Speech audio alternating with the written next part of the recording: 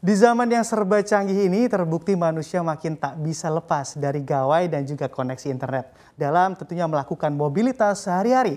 Bukan hanya di perkotaan saja, terpaan dari internet juga sudah mulai merambah ke daerah-daerah yang kian tahun makin membaik ataupun makin luas begitu ya jaringan internetnya, sehingga masyarakat mampu dengan mudah menerima informasi dengan cepat bahkan tanpa batas. Tapi pernahkah Anda berpikir begitu bahwa semua ini juga nggak akan terjadi kalau kita tidak ada pembangunan menara yang masif untuk memancarkan sinyal-sinyal hingga ke pelosok-pelosok negeri. Disinilah peran para pelaku usaha di sektor industri telekomunikasi, khususnya di bidang menara, yang mana salah satu giant company-nya di Indonesia adalah PT Daya Mitra Telekomunikasi Tbk atau yang sering kita dengar Mitratel. Dan seperti apakah sepak terjang Mitratel di Indonesia yang berfokus di bidang infrastruktur telekomunikasi tanah air? Selengkapnya akan kita ulas bersama di pagi hari ini dalam Bisnis Tower Telekomunikasi yang kian seksi.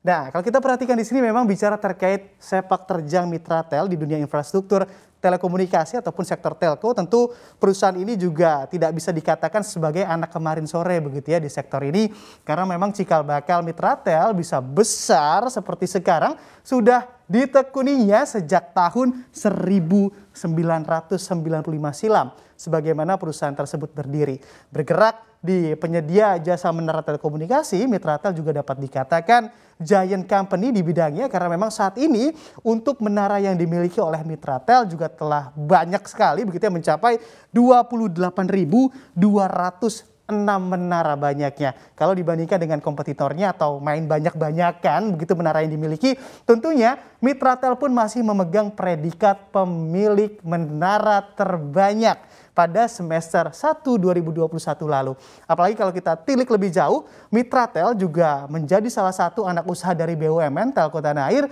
yakni Telkom Indonesia, yang mana memang memiliki kinerja yang sangat baik dan juga menjadi support system untuk Mitratel guna melangkah lebih jauh lagi. Hal tersebut pun dibuktikannya untuk melangkah lebih jauh lagi dan juga terbang lebih tinggi lagi dengan melakukan IPO sahamnya pada tanggal 22 November 2021 lalu. Tak sampai di situ, usai melakukan IPO, nilai kapitalisasi pasar dari Mitratel atau MTEL sampai dengan 30 Desember ataupun 30 Desember 2021 tercatat oleh bursa berada di angka 69,3 triliun rupiah banyaknya. Lalu kinerja positif apalagi dan juga prestasi apalagi yang mampu ditorehkan oleh Mitratel di bidang infrastruktur telco tanah air ini bisa kita lihat di slide selanjutnya.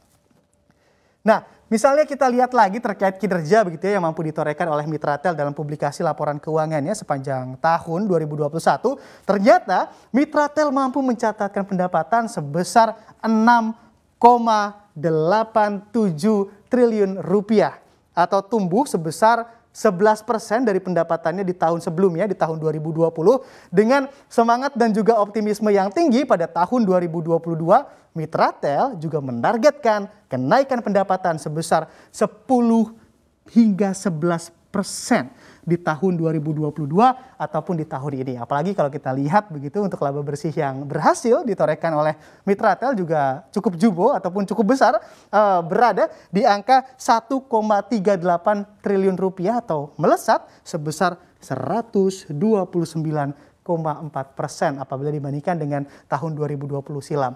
Selain itu juga menjadi wajar pula Direktur Investasi Mitratel, Bapak Hendra Purnama juga dengan PD mempublikasikan bahwa Mitratel merupakan perusahaan menara provider dengan pertumbuhan kinerja terbaik di Indonesia. Dan hal ini juga relate begitu menjadi relate dengan pencapaiannya yang mana secara tingkat pertumbuhan tahunan compound annual growth rate dari pendapatan Mitratel ini secara perseroan juga mencapai 14% selama ataupun sejauh periode 2017 hingga 2021 lalu. Margin EBITDA juga tercatat naik sebesar 29% di tahun 2021 dengan nilai aset yang terus meningkat sebesar 128,3% di tahun lalu. Dengan kinerja dan juga capaian yang didapat ini sebetulnya apa saja sih untuk peluang dan juga tantangan berbisnis menara di Indonesia ke depan? Bisa kita lihat di slide selanjutnya.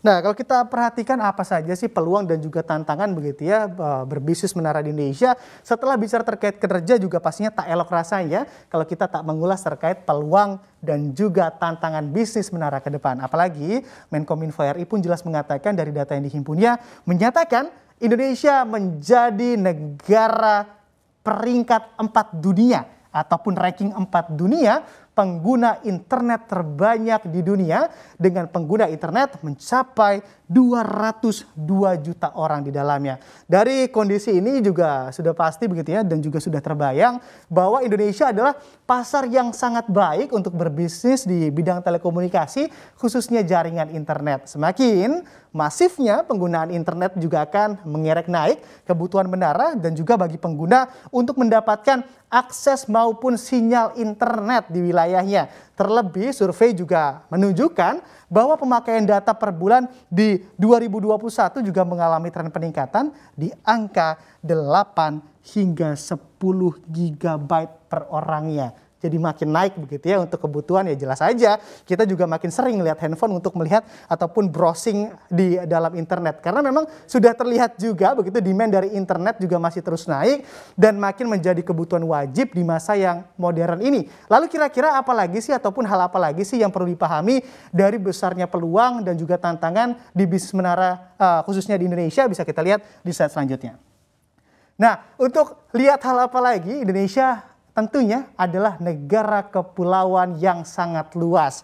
Maka dari itu logikanya semakin banyak juga menara yang dibangun dan juga memperluas cakupan jaringan juga akan semakin banyak pula pelanggan yang akan menggunakan akses tersebut. Tapi tentu hal itu juga tidak mudah begitu ya, tidak gampang, terdapat tantangan besar di dalamnya dan juga bukan hal yang mudah juga untuk membangun infrastruktur menara di pulau bahkan di daerah 3T Indonesia. Kesananya aja udah susah begitu ya, apalagi kita harus membangun menara. Dan juga dalam menarik penyewa menara di daerah terpencil pun juga menjadi tantangan juga oleh para pebisnis menara ini. Karena memang dari sisi operator menganggap ekosistem mereka belum terbentuk di daerah tersebut. Sehingga mereka juga lebih memilih untuk tidak menggelar layanan lebih dulu di sana. Tapi tenang begitu, peluang juga masih besar di depan sana dan bahkan lebih besar lagi menanti di sektor ini karena memang mungkin sebagian besar dari kalian pun sudah sering mendengar begitu ya bahwa teknologi 5G makin sering digaungkan oleh pemerintah Indonesia.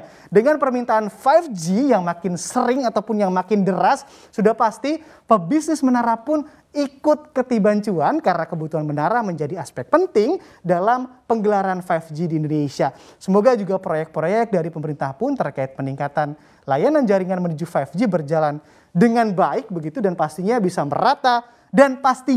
merata begitu ya, tidak hanya di kota saja tapi juga bisa mencapai desa ataupun mencakup desa-desa di Indonesia, daerah 3T dan juga seluruh wilayah tanah air agar Indonesia makin mampu bersaing di kancah yang lebih tinggi lagi.